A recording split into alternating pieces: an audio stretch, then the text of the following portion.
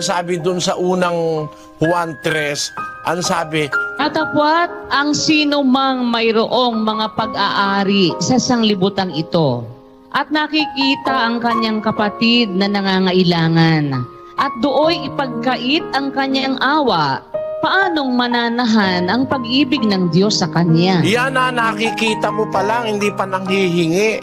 Dapat wag mo nang pagkakaitan ng awa eh.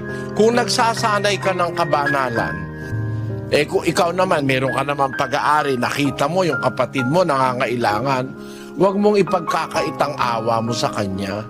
Yun ang pagsasanay ng kabanalan eh.